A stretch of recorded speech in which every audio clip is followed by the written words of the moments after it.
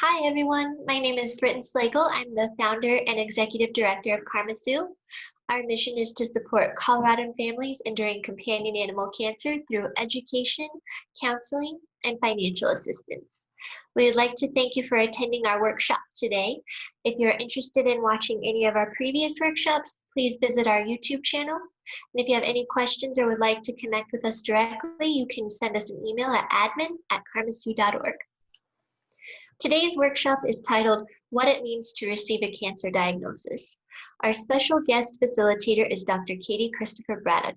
She has always had a passion for animals and for helping people. She joined Plum Creek Veterinary Services in the summer of 2010 and has served as KarmaSue's board president since 2019. She and her husband have 4 dogs and 2 cats, as well as a horse, 3 longhorn cattle, and 4 chickens. Dr. Christopher Braddock attended college at Worcester Polytechnic Institute in Worcester, Massachusetts, and earned a Bachelor of Science with high distinction in biochemistry in 2005. She attended Colorado State University for veterinary school and graduated in 2009 and went on to complete a rotating internship in medicine and surgery at the Ontario Veterinary College in Guelph, Ontario, Canada from 2009 to 2010. We will have a Q&A section at the end of this workshop. Should you have any questions as we go along, please enter them into the chat box. Dr. Christopher Braddock is happy to answer questions as time allows. Again, thank you for joining us today. I'll now hand things over to Dr. Christopher Braddock. All right, thank you, Britt. I'm really happy to be here and glad to see you guys all here. Let me get my screen shared here. Our title of our workshop today is What It Means to Receive a Cancer Diagnosis in a Companion Animal. There we go. So the definition of a companion animal is a domesticated or domestic bred animal whose physical, emotional, behavioral, and social needs can be readily met as companions in the home or in close daily relationships with humans. So examples of species that are suitable to be companion animals are dogs, cats, horses, rabbits, ferrets, guinea pigs, birds, other small mammals, reptiles, and fish. And where they may be kept legally and responsibly, domestic bred farm animals may be maintained as companions as well. So I thought we'd start off our workshop today with just the definition of cancer itself.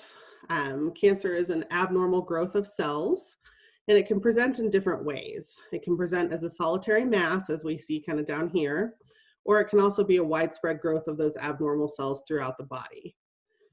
And depending on the animal, some may be acting normally while it's going on, while some of them may actually be sick. So what are some signs that my pet may have cancer? Lethargy, not wanting to eat, vomiting or diarrhea. You may see abnormal lumps and bumps, hiding or not wanting to be around people, limping, particularly present in bone and cartilaginous cancers. And the signs may vary depending on what type of companion animal it is. For example, with that, cats can be very difficult to determine that they are sick. A lot of times they will still be acting fairly normally, but maybe just hiding, maybe a little more withdrawn. So what should I do if I suspect that my pet might have cancer? The first and foremost thing would be to schedule an appointment with your veterinarian as soon as possible. And during that appointment, be prepared for there to be some diagnostics run. That may include blood work. That blood work can include a complete blood count, which looks at the red blood cells, white blood cells, and platelets. A chemistry panel, which looks at liver and kidney values, electrolytes, glucose levels, and then potentially a thyroid level as well. That's just kind of baseline blood work. There are some different indicators that can kind of point us in the direction of cancer. It's not just like a simple test that will say, yes, my pet definitely has cancer, but there can be different indicators. For example, in dogs that have osteosarcoma, which is bone cancer, their ALP, which is a value you would see on the chemistry panel, can be elevated. And that can actually be a poor prognostic indicator if that value is elevated. Additionally, in dogs that have lymphoma or anal sac adenocarcinoma, their calcium levels can be pretty elevated, and it can actually make them pretty sick. So those are just kind of some examples of the things that we would look for. Your vet may also take radiographs.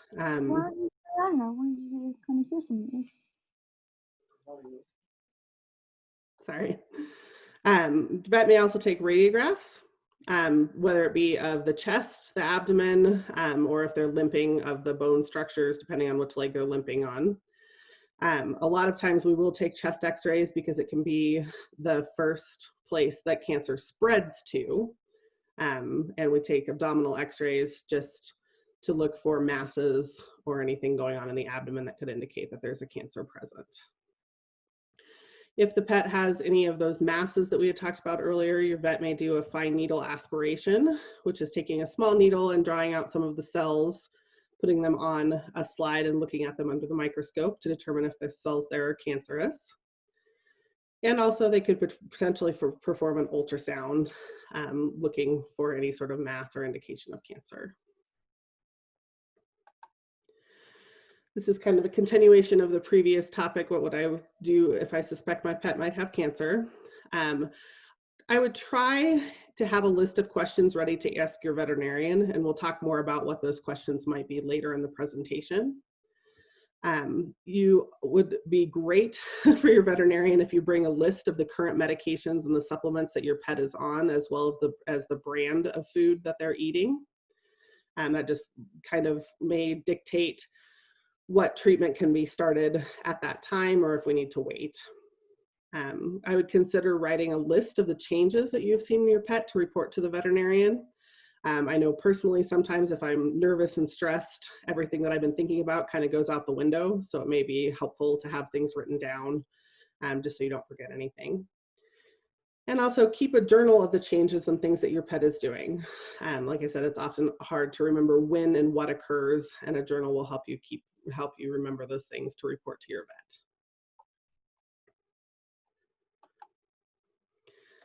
vet. What to expect at the veterinary clinic. Unfortunately, in these particular times due to COVID-19, it's possible that you may not be able to go into the office with your pet. A lot of clinics are still doing what's called curbside service, where they will actually come out and get the history, kind of find out what's going on with your pet, then take them into the clinic for your veterinarian to examine. So I would recommend calling your veterinarian's office prior to your appointment to know what their specific protocols are, so you know what to expect, because it does vary pretty widely clinic by clinic. Be assured that your pet will be in good hands and treated well. We always try to give them a little bit of extra attention and reassurance because we know they're nervous without you, but they tend to do just fine. The veterinarian will call you to get a history of what's going on and to get permission for diagnostics, and then probably again after the tests have been performed to let you know what they have found and what the next steps might be. And I always say, please note, this is how we do it at my clinic, and it may not be the same at every clinic. So again, recommend just calling and kind of getting an idea of what to expect.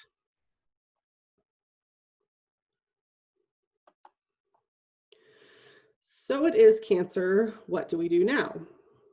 So your veterinarian will go over what the diagnosis is, and it is okay to be emotional. I know it might seem embarrassing to be upset in front of your veterinarian or the technicians or anything like that, but we're perfectly happy to help support you through that as much as we possibly can. And we understand that it is a very difficult diagnosis and a very difficult thing to go through. There is support available, especially through KarmaSue actually has a great counseling program. We do have workshops as well as individual counseling available. It is okay to have lots of questions and lots of emotions surrounding this diagnosis.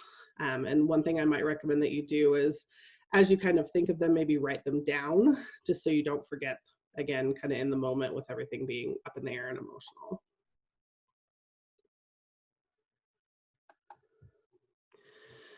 So here are some questions that you could potentially ask your veterinarian after a cancer diagnosis.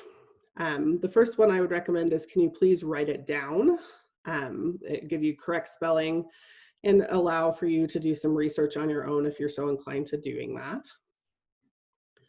Next big question is, what is the prognosis? And I kind of divide this into what is the prognosis with treatment and what is the prognosis without treatment? Because that information can help determine the best course of action for you and your pet. And the reason that I say that is sometimes, depending on the cancer, even with treatment, their prognosis may still be a pretty short amount of time. And at that point, you're trying to decide whether it's something that you would like to pursue or whether it would be better to just do a palliative route to keeping them comfortable and letting them have the rest of their time with you. And then what are the different treatments?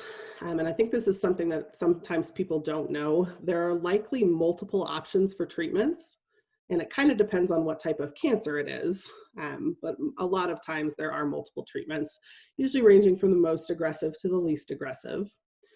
And for example, the one I typically use is lymphoma, as it's a pretty common cancer in dogs and cats. There can be different chemotherapy protocols with different medications used. There can also be, in cats particularly, a surgical treatment option. So it's good to know kind of those different options and what they might entail. There is almost always a palliative care option if the other treatments are not feasible. So just remember to ask about that as well. And also you would like to ask about any potential side effects of the different treatments, especially if it's involving chemotherapy, radiation, surgery, etc. And also, what are associated costs with those treatments? And they will range and be different depending on the medications, as well as the associated tests needed to ensure that your pet does well with the treatment. For example, I kind of go back to lymphoma again. With those chemotherapy protocols, it's not going to be just the cost of the chemotherapy drugs and their administration.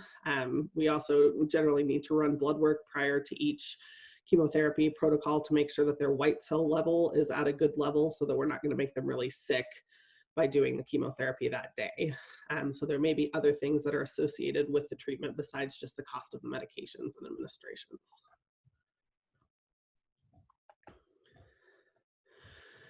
How much time do I have with my pet? While your veterinarian may not be able to give you an exact answer, they should have a general idea, and that will allow you to kind of start preparing yourself and asking other questions about end of life, just depending on what different type of cancer it is. I always recommend to people too, after you've had a little bit of time to kind of digest what's going on, potentially maybe do a little bit of research on your own, feel free to schedule another appointment with your veterinarian, whether it be in person or by phone, because most likely you'll think of more questions and more things that you would like to talk about after you've had a little bit of time to process through it. Then we also have, should my pet be referred to an oncologist? A veterinary oncologist is a specialist that is board certified in the treatment of cancer. They have the facilities and the ability to do treatments that some just general practice veterinarians can't do, especially radiation and some chemotherapy protocols. Some of the surgeries can be performed by a general practice veterinarian, but I always recommend people ask about potentially being referred to a specialist if you're interested in doing that. KarmaSue does have some partners, including VRCC, or the Veterinary Referral Center of Colorado, Treeline Veterinary Cancer Care, and also the CSU Veterinary Teaching Hospital and the Flint Animal Cancer Center.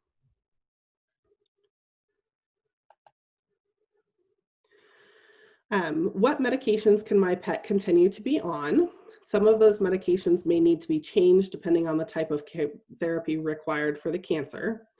The one thing I would think of with this is if your dog is on a non-steroidal anti-inflammatory such as Rimadyl, Metacam, Galliprant, etc., those medications cannot be used with steroids. They actually have to be stopped and have a washout period between that time. And steroids is a kind of common thing that is used to treat cancer. So that may be something that needs to be changed. I would also ask, can my pet continue to go on walks and play and be active? Just so you know what's going to be best for your pet. If, for example, if they have osteosarcoma or cancer of the bone, or even one of the cartilaginous cancers, it may be better for them to be more inactive so that they're in less pain and not apt to injure that leg further. Should I change my pet's diet? In particular types of cancer, there may be particular diets that are appropriate to change over to. And then, do you know of any funding available to help with treatment? And KarmaSue does have a financial program with funds available to help with treatment for Coloradan families. So feel free to reach out to us if that's something you might be interested in. And just a little bit of information here about KarmaSue. Our website is karmasue.org, and we've got our email on that address there. We're also on YouTube, Facebook, and Instagram as well. If we can be of any support, whether it be counseling, financial, or education related, please do not hesitate to email us. And also, KarmaSue is a nonprofit organization, so please consider making a donation to help Colorado families during companion animal cancer. And I just wanted to check and see if anybody has any questions at this time. Can I, as a pet parent, request that a mask be aspirated? Of course, definitely. Okay. Especially if you're already informed with that knowledge that should be the next step. I would not hesitate to say to your vet at all, hey, can you take a fine needle aspiration of this and take a look at the cells? Great, thank you. And then one other question that was in, why are some pets given a chemo pill? And if you could just explain a little bit what that means. Sure. So some chemotherapy can be done orally as opposed to injectably. And it just kind of depends on what type of cancer it is. One that I would think of in particular is intestinal lymphoma in cats is sometimes treated with chlorambucil, which is an actual oral medication that's given daily to every other day to a couple times a week. There are also other what's called metronomic chemotherapy in dogs, where the medication is given orally. So it just kind of depends on the type of cancer. Okay, great, thank you.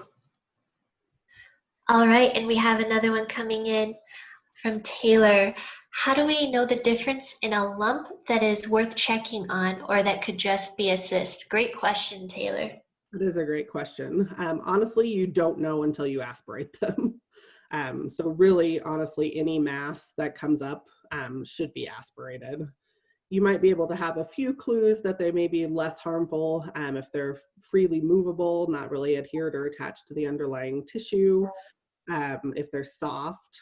But really, honestly, any mass that pops up should be aspirated and examined. Great. And that can be done at the regular primary veterinarian. Yeah. And from Desiree, can cysts ever turn into cancer? Sebaceous cysts, not generally. They tend to cause more just local irritation, and they can get infected and necrotic, but generally they don't convert into a cancerous cyst. Great. Another question from Erica. Is there any trend of more or less cancer diagnosis during this COVID pandemic or any other trends happening? Great question. So I would say, I don't know that there's necessarily a trend in more cancer being present in dogs and cats, but I do think we are addressing it and finding it more often, because I think people being home more and being more in tune with their pets is causing people to bring them in more often and potentially have diagnostics done that may not have been noticed or may not have been done in the past, just because people are at home and noticing things a little more. Great. As we're waiting for other questions, another one that I had was, what can I do to prevent cancer? This is in regards to basically kind of offshoot of what Erica was saying. When people are home during the pandemic, they notice that things are going on with their pet, that pet might be already doing that. You just notice it more because you're home. And then they're wondering just, what can I do to prevent cancer, if anything? There's not really anything that you can do to truly prevent cancer. I would say that there are things that you can do to diagnose it earlier. And that would be if you notice any sort of changes, get your pet into the veterinarian as quickly as possible. If you are noticing lumps or bumps on your pet, I wouldn't wait to see if they get bigger or change. I would go ahead and get in and get them aspirated. Great. There's not really anything, you can't prevent cancer, but sometimes an earlier diagnosis may improve the prognosis. Thank you. Another question here. Is there any I already have that. Let's further down. Okay. And there's a lot of questions coming in at once. Let me scoot back up. As far as trends again, are there types of cancer that are more prevalent in Colorado versus other parts of the country? That is a great question. I would say there can be more types of cancer that are present with increased UV radiation. One that I would think of in particular, just because of our altitude, in my own dog actually had a third eyelid hemangiosarcoma that they thought was UV induced from him living in Colorado and being exposed to the sun. So maybe the doggles? Yep, doggles are great. That's interesting. That's an interesting point. Okay. So UV-induced cancers, such as things around the eyelids, melanomas would be another one. And on that offshoot of that, you can put sunscreen on your dogs, correct? And if so, what kind of sunscreen do you recommend? I would use just a safe baby sunscreen, and you can put it on like dogs that have lightly pigmented noses and kind of the area behind their nose. You can put it on there. I just try to discourage them from licking it off. So a lot of times I'll put it on right before I'm going to feed them, because that distracts them for just at least a couple of seconds, depending on the dog. That's a great tip. That's a great tip. All right. Can young animals get cancer as often as older pets? I wouldn't say it occurs quite as often, but it can definitely occur. Unfortunately, we've seen lymphoma and some other types of cancers, such as osteosarcoma to bone cancer, in dogs as young as a year or two, which is very sad, but it can occur. And our Harley Gray project is named after Harley Gray, who was a Rottweiler, 1.5 years old, that had osteosarcoma. So yeah, we've seen it here as well. And then here's another question. What are your thoughts, if any, on raw or more home-cooked diets versus kibble for dogs' diets in general, and once diagnosed with cancer? Great question. Yeah. So there have been some studies that show that higher protein diets can do a little bit of help with cancer. And that can be done with home cooked diets. I always recommend people doing home cooked or raw diets to work either with a veterinary nutritionist, or there is actually a website out there, just to make sure that they're nutritionally complete. It can be difficult sometimes especially with home cooked diets, to get all the minerals and vitamins and everything in there that they need. But there are some resources that can be used for that. I don't know that there's necessarily any direct links between like commercially available kibble with cancer or anything like that. It's more of just kind of a preference on the pet owner. And cost has a little bit to do with it too, right? Yeah, maybe a little easier with smaller pets than doing a 100-pound dog. Yeah, definitely. Great. Any other questions you guys have? Feel free to share or take yourself off mute, or have a little bit of extra time. So if not, that's okay too. I have a question. Great. Well, first of all, actually, I just want to, I've been through a lot of cancer with pets because I had Goldens and they tend to be little tumor factories. So, and I just actually had just a cat just pass away from lymphoma. So, what you said was very resonant with me, and I wanted to thank you for the list of questions that we should ask the vet, because I mean, I remember going in there and it's like you get that diagnosis and then you're just like, and you can't think.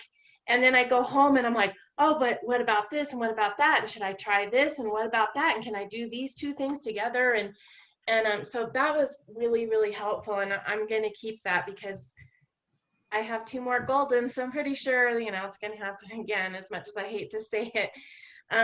But then my other question, this is going to be really weird, but I had a Golden that died last year of lymphoma, and early 2019. And we had started him on chemo, and I took him to VRCC, and it was Dr. Elmsley, and she had him, she gave him like a couple of sorry, one of my cats has decided this is a good time to climb all over me. She had him on, like, she did like two different kinds of chemo, I think, where I brought him in and they did it with IV or whatever. And then she was gonna, she had me buy a pill, a chemo pill, and I had to get it from some pharmacy, someplace, compounding pharmacy or something. And before we gave it to him, his white blood cell count went crazy, and we decided we couldn't do it, and he wound up passing away. So I have this pill, and I know it's like radioactive or whatever, and it's still like wrapped up in everything that it came in, but I don't know what to do with it. Yeah. So can I like take that to a vet for disposal, or what can I do with it? I would take it to your veterinarian, and probably maybe back to VRCC, because they probably have the means to dispose of it. Okay. All right. I know it's a crazy question, but it's been sitting in my cabinet for a year, and I'm like, I don't know what to do with this thing. You don't want to throw it away. Yeah, exactly. Well, and the other thing I was going to comment on with him too is what I noticed with him. He was only 6 years old, and he or let's see, was he 7? He might have been 7. Anyway, what the first thing that I noticed with him was that he was drinking a ton of water. And so I thought maybe he had diabetes or something. And that's what took me in. I didn't see any other weird signs or symptoms, just that, wow, he's sure drinking a lot of water. Maybe I should take him in. So, and when I took him in, he had a really high fever. I think it was like 104 or something like that. And the vet was like, that's probably why he's been drinking so much water, to try to cool his body down. Yeah. So it can be something that subtle. Yeah. Yeah. Unfortunately, it can be very sneaky and can mask itself as a lot of different things. Yeah. So I just encourage anybody, anytime you see any changes in your pet, get them into the vet and just make sure that they get that checked. Especially when they're younger like that, because I think the younger they are, the more likely you are to say, oh, well, he probably just twisted his leg and that's why he's limping, or, something like that. Because you're just not, when they're younger, you're not thinking along those lines at all. Mm-hmm. That's a great point. We have another question coming in. I love seeing that cat calling, by the way. I'm sorry, he just gets in these moods. It's wonderful. Are specific breeds in cats or dogs more susceptible to specific cancers? That is a great question. And the answer to that is yes. Different breeds of dogs can have different cancers that they're more susceptible to, and we don't necessarily know why. As Colleen was saying, unfortunately, golden retrievers tend to be kind of the poster child for different types of cancer, particularly lymphoma. Also, boxers can be predisposed to things like mast cell tumors, and Goldens can also get hemangiosarcoma, or tumors on the blood vessels of the spleen, the liver, and on the heart. And there are just many, many different breeds that are predisposed to different cancers. It's actually kind of interesting. My clinic offers what's called a wisdom DNA panel, which is just a quick little blood test that we send out that we would do on even like mixed breed dogs, and it shows their genetic makeup, so it shows what breeds they potentially think they are, but it also includes a list of different cancers, different medical conditions and stuff that they can be predisposed to. It's a really kind of interesting panel to run. That's awesome. If they are interested in that, would they reach out to you or your clinic? Yeah. Okay, great. We can post that later and send it via email if you're interested, or feel free to email us and we'll connect you with Plum Creek. I didn't know about that. That's cool. What was the name of the test? It's made actually by Royal Canin, which is one of the food companies, but it's called a Wisdom DNA panel. Okay, thank you. That's cool. Great. Okay, and then when it comes to checking your pet, do you have any recommendations as far as how often to weigh them, or take their temperature, or do a full body check? Full body checks, honestly, I would say probably even once a week to every other week, because it can be as simple as just kind of feeling them all over, and they think they're just getting like a little body massage, but you're kind of looking and feeling for lumps or areas of swelling or anything like that. Weighing your pet, I would encourage to probably at least maybe once a month, just to detect any, or sooner if you feel like you've noticed that they've lost weight or gained weight. And then taking their temperature, probably not their favorite thing to have done. So I would probably reserve that for if they are feeling poorly or if you're noticing any changes in them. Great. Another one is, how frequently will I have to take my pet in for treatment? Average, I guess you could say. Average, I would say probably the most aggressive chemotherapy protocol is for lymphoma, and they go in once a week, typically. If they're receiving radiation, depending on the type of cancer, some of them actually need to go stay at the facility because it's a daily treatment Monday through Friday. Oh, okay. And then can the treatment be done, I guess not in that regard, but can treatment be done by home visits with a mobile vet? It depends on the treatment. Unfortunately, if it is a chemotherapy situation or radiation situation, chemotherapy does require a lot of protective gear, and it may be difficult to do it in the home. Reason being too is catheters or IV catheters that have to be placed for that have to be a clean stick and go in on the first try, because some of those drugs can be very, very caustic and very harmful if they go outside of the vein. So in that regard, a lot of it probably needs to be done in the clinic. That's good information. Thank you.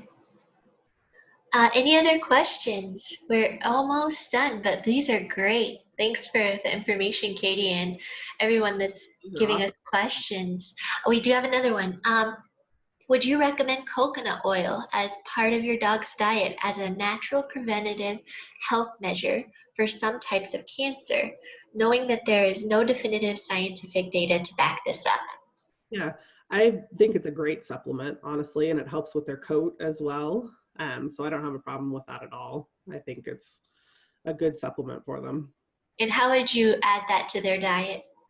You can just melt a little bit of it and put it right on the top of their food. You just have to be a little bit careful because you don't want to get too much, because it may start causing diarrhea or some GI signs just due to the high fat content. We don't need any of that. Great. Anything else? I know that cats are very good at hiding symptoms, as we know from Alexis. Are there any particular signs that we need to look out for in cats besides like hiding more and checking their bathroom habits, that would give us a signal to that they might be suffering with cancer? Water consumption can be a big one with them too. So if you notice that they're always at the water bowl, eating is a big one with cats too. When cats start becoming picky about their eating and you notice that they're starting to leave a little more kibble in the bowl or not eating their canned food, they're just pretty subtle signs. Okay, thank you. They like the fountain though. Fountains are good. It tends to encourage water consumption, so those are awesome. I love that for sure. Great question. Anyone else?